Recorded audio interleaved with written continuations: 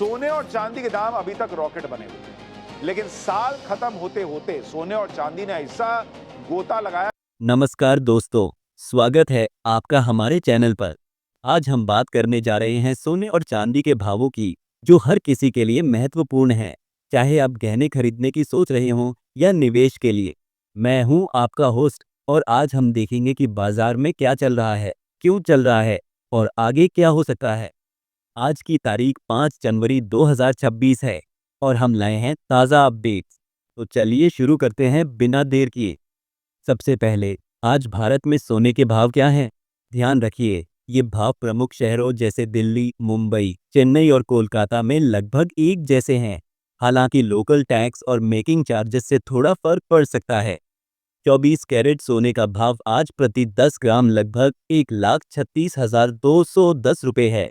हाँ, सही सुना आपने, 1,36,210 रुपये प्रति 10 ग्राम। अब अगर आप 22 कैरेट सोना देखें, जो ज़्यादातर गहनों में इस्तेमाल होता है, तो वो प्रति 10 ग्राम करीब 1,24,860 रुपये पर ट्रेड कर रहा है।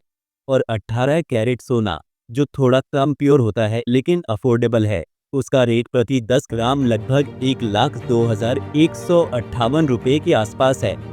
अब चांदी की बात करें, क्योंकि कई लोग सोने के साथ चांदी में भी रुचि रखते हैं। आज चांदी का भाव प्रति किलोग्राम करीब 2,40,420 रुपये है। यानी अगर आप 10 ग्राम चांदी खरीदे तो वो आपको लगभग 2,404 रुपये पड़ेगी। ये भाव भी पूरे देश में काफ़ी स्टेबल है, लेकिन लोकल मार्केट में थोड़ी वेरिएशन हो सकती है। अब सवाल ये है कि कल के मुकाबले आज के भाव में क्या बदलाव आया है। कल यानी 4 जनवरी को 24 कैरेट सोने का भाव प्रति 10 ग्राम 1,36,500 रुपये था, तो आज इसमें करीब 290 रुपये की गिरावट आई है। 22 कैरेट में भी लगभग 265 रुपये की कमी देखी गई है और 18 कैरेट में करीब 217 रुपये की। चांदी में भी कल का रेट 2,41,500 रुपये प्रति किलोग्राम था, तो आज इसमें 1,080 रुपये की गिरावट है। कुल मिलाकर बाजार आज थोड़ा नीचे की ओर है और ये लगातार चौथा दिन है जब भाव में गिरावट देखी जा रही है। अब आप सोच रहे होंगे कि आज भाव क्यों घटा। देखिए, सोने और चांदी के भाव ग्लोबल फैक्टर्स से प्रभावित होते हैं। आज की गिरावट की मुख्य वजह है अमेरिकी डॉलर में मजबूती का आना। जब डॉलर मजबूत होता है तो सोने जैसी कमोडिटी की कीमतें दबाव में आ जाती हैं, क्योंकि सोना डॉलर में ट्रेड होता है। इसके अलावा नए साल की शुरुआत में फेडरल रिजर्व की ब्याज दरों पर अनिश्चितता है, जिससे निवेशक थोड़े पीछे हट गए हैं। जियोपॉलिटिकल टेंशन्स जैसे वेनेजुएला में अशांति या मिडिल ईस्ट के मुद्दे ने पहले सोने को सपोर्ट दिया था, लेकिन अब मार्केट में करेक्शन आ रहा है। चांदी के मामले में इंडस्ट्रियल डिमांड थोड़ी कम हुई है, जैसे इलेक्ट्रॉनिक्स और सोलर पैनल्स में इस्तेमाल, क्योंकि नए साल में फैक्ट्रियां धीमी शुरू हुई हैं। लेकिन ये शॉर्ट टर्म है, लॉन्ग टर्म में सोना और चांदी मजबूत बने रहेंगे। दोस्तों, ये जानकारी जानना ज़रूरी है, लेकिन अब बात करते हैं कि आने वाले दिनों में सोने और चांदी के भाव का क्या आउटलुक है। शॉर्ट टर्म में, यानी अगले कुछ हफ्तों या जनवरी के अंत तक, विशेषज्ञों का मानना है कि सोना 1,40,000 रुपये प्रति 10 ग्राम तक जा सकता है, अगर ग्लोबल इकोनॉमी में अनिश्चितता बढ़ती है। अगर फेडरल रिजर्व रेट कट करता है तो सोना ऊपर जाएगा, क्योंकि कम ब्याज दरों में सोना ज़्यादा आकर्षक लगता है। लेकिन अगर डॉलर और मजबूत होता है या स्टॉक मार्केट में तेजी आती है तो थोड़ी और गिरावट हो सकती है।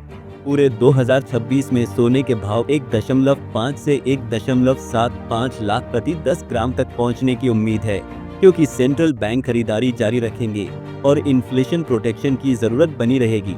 चांदी के लिए आउटलुक और भी मजबूत है। ये 2,50,000 से 3 लाख रुपए प्रति किलोग्राम तक जा सकती है, क्योंकि इंडस्ट्रियल यूज बढ़ रहा है, जैसे ईवी बैटरीज, रिन्यूएबल एनर्जी और मेडिकल इक्विपमेंट में। कुल मिलाकर 2026 में दोनों में ग्रोथ की उम्मीद है, लेकिन वॉलेटिलिटी रहेगी। अब अगर आप सोना या चांदी खरीदने की सोच रहे हैं तो कुछ प्रैक्टिकल टिप्स। सबसे पहले, अगर आप गहने खरीद रहे हैं तो 22 कैरेट चुनें, क्योंकि ये मजबूत होता है और रिसेल वैल्यू अच्छी रहती है। हमेशा हॉलमार्क चेक करें ताकि प्योरिटी की गारंटी हो। अगर बजट टाइट है तो 18 कैरेट से शुरू करें, जो सस्ता पड़ता है लेकिन स्टाइलिश रहता है। निवेश के लिए फिजिकल सोना अच्छा है, लेकिन स्टोरेज और सिक्योरिटी का ध्यान रखें, घर में सेफ रखें या बैंक लॉकर यूज करें। वैकल्पिक रूप से गोल्ड ETF ट्राई करें। ये स्टॉक मार्केट में ट्रेड होते हैं, कोई फिजिकल डिलीवरी नहीं और टैक्स बेनिफिट्स भी मिलते हैं। जैसे अगर आप लॉन्ग टर्म निवेश करना चाहते हैं तो ETF में मंथली SIP शुरू करें ताकि एवरेजिंग हो जाए और गिरावट में फायदा मिले। चांदी के लिए भी सिल्वर ETF उपलब्ध हैं जो इंडस्ट्रियल ग्रोथ से ज्यादा रिटर्न दे सकते हैं। लेकिन याद रखें, निवेश से पहले अपना रिस्क टॉलरेंस चेक करें। सोना सेफ है लेकिन मार्केट उतार चढ़ाव वाला होता है। चलिए अब थोड़ा गहराई में जाते हैं। सोना क्यों एक अच्छा निवेश है? देखिए, इन्फ्लेशन के समय में सोना आपकी वेल्थ को प्रोटेक्ट करता है। पिछले साल 2025 में सोने ने 50% से ज्यादा रिटर्न दिया, जो स्टॉक से भी बेहतर था। चांदी ने तो 175% का जंप लिया। ये ट्रेंड 2026 में जारी रह सकता है, खासकर अगर ग्लोबल रिसेशन आता है या जियोपॉलिटिकल टेंशंस बढ़ते हैं। लेकिन खरीदते समय टाइमिंग महत्वपूर्ण है। गिरावट में खरीदें, जैसे आज की तरह, और लॉन्ग टर्म होल्ड करें। अगर आप पहली बार निवेश कर रहे हैं तो छोटी अमाउंट से शुरू करें, जैसे 1 ग्राम सोना मंथली खरीदें। इससे आपको मार्केट की आदत हो जाएगी। अब चांदी पर फोकस करें।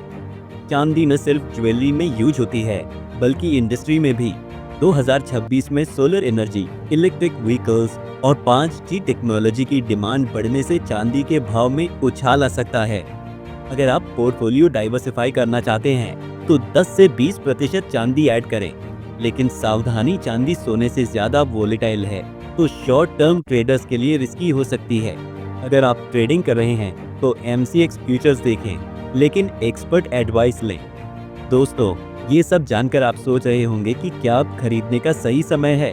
मेरा सुझाव है, अगर आप लॉन्ग टर्म के लिए हैं तो हाँ, गिरावट में एंट्री अच्छी होती है, लेकिन मार्केट को रोज ट्रैक करें। अगर भाव और गिरते हैं तो और खरीदें। निवेशकों के लिए सॉवरेन गोल्ड बॉन्ड्स भी एक अच्छा ऑप्शन है। सरकार इश्यू करती है और 2.5% इंटरेस्ट भी मिलता है। ETF में कोई लॉक इन नहीं तो फ्लेक्सिबल है। अगर आप ETF चुनते हैं तो ऐसे फंड सिलेक्ट करें जो लो एक्सपेंस रेशियो वाले हों। अब थोड़ी बात हिस्टोरिकल ट्रेंड्स की। पिछले 5 सालों में सोने ने एवरेज 20% सालाना रिटर्न दिया है। 2026 में अगर ग्लोबल प्राइस 4,000 से 5,000 डॉलर प्रति औंस तक जाते हैं तो इंडिया में 1.5 लाख पार होना तय है।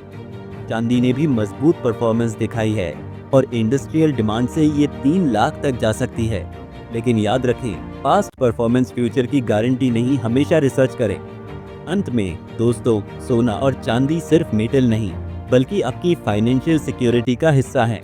अगर आप प्लानिंग कर रहे हैं तो फाइनेंशियल एडवाइजर से बात करें। अगर ये वीडियो पसंद आई तो लाइक, शेयर और सब्सक्राइब करें। अगली वीडियो में मिलते हैं और ज़्यादा अपडेट्स के साथ। धन्यवाद। जय हिंद।